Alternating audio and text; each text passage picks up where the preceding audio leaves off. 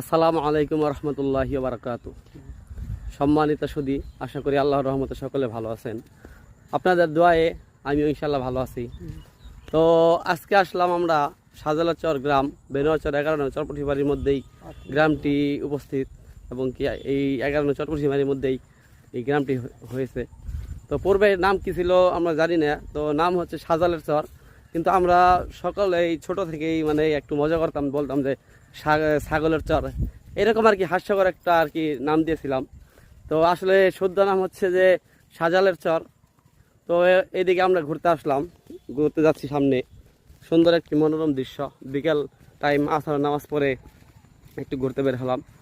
তো যাই হোক, আল্লাহ তাআলার যে হুকুম ছিল আসর নামাজ, ফরজ নামাজ জামাতের সঙ্গে আদায় করেছি, এতেই আলহামদুলিল্লাহ।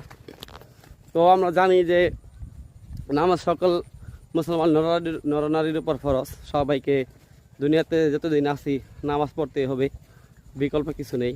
যেমন মিফতাহুল জান্নাতি সালাহ, নামাজ হচ্ছে বেহেশতের চাবি। আর কিয়ামতের দিন আল্লাহ তাআলা আসলে সবার প্রথমে নামাজের হিসাবটি নেবেন। তো যাই হোক, বেশি কথা বলবো না, শুধু ঘুরতে আসছি যেহেতু। তো চতুর্পাশে যে প্রাকৃতিক মনোরম দৃশ্য, এগুলি আসলে দেখার উদ্দেশ্য। যাই হোক, যেহেতু মানুষ খারাপ ভিডিও করলে, নাচানাচি গান বাজনা ভিডিও করলে সকলেই দেখে, তো ওগুলো কাজ তো আর করতে পারবো না, ওগুলো কাজ করার ইচ্ছাও নাই। চেষ্টা করি একটু মানে আর কি ভালো কিছু করার জন্য, এবং দুইটি কথা ভালো কথা বলার জন্য আপনাদেরকে সামনে, এবং আপনারা সবাই উৎসাহ দেন, এটাই অনেক ভালো লাগে আলহামদুলিল্লাহ।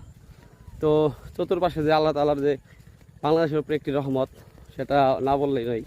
বরন্ত বিকেলে সুন্দর একটি রাস্তা, এটি আমাদের ইসলামপুরের মধ্যে অবস্থিত। এবং কি বলবো, বলার কিছু নাই, শুধু দেখাতে আসলাম আর কি। দেখতেই পাচ্ছেন চতুর সাইডে আমাদের বাংলাদেশের সুন্দর গ্রামীণ পরিবেশ দৃশ্য। তো বেশি কথা বলার মতো কিছু নেই, শুধু দেখবো আমরা সামনে কিছু গরুর মানে আর কি, যেটাকে আমরা বলি রাখাল সহ গরু নিয়ে আসছে আমাদের কিছু কৃষক ভাই। গ্রাম এলাকার ভাই, আসলে গ্রাম এলাকার সৌন্দর্য হচ্ছে গরু এবং ছাগল, এগুলো যারা লালন পালন করে গ্রামে থাকে, যে এগুলো দিয়ে আল্লাহ তাআলা তাদেরকে অনেক লাভবান করেন। যাই হোক, যাচ্ছি একটু ঘুরতে, ভালো লাগবে ইনশাল্লাহ।